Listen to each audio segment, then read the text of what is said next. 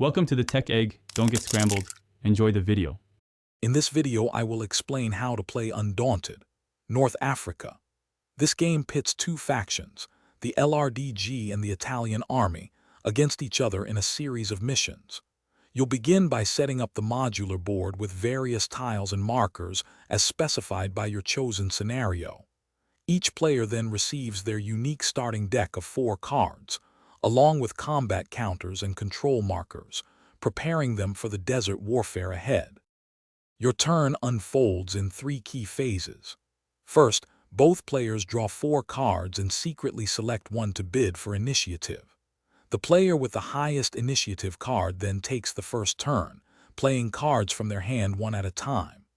These cards allow you to perform various actions like scouting new areas, moving your soldiers, launching attacks, bolstering your deck with new cards, or utilizing powerful vehicle actions. Combat is resolved by rolling a number of dice equal to your attack value. If any die meets or exceeds the defender's total defense, the attack is successful, inflicting 1 injury and removing a corresponding card from their deck. Controlling key objective tiles is paramount. You achieve this by placing your control markers. Remember, some scenarios allow you to control a tile even if an enemy unit is present, as long as they don't already control it.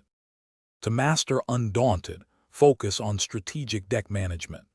Bolster your deck with powerful new cards from your supply, and use recon actions to remove disruptive fog of war cards. Leverage your specialist units and vehicles, as they offer unique actions and significant tactical advantages. Each scenario presents distinct victory conditions, such as claiming a certain number of objective points, successfully escaping with specific units, or neutralizing key enemy forces. Thanks for watching. Consider subscribing if I helped unscramble your problems.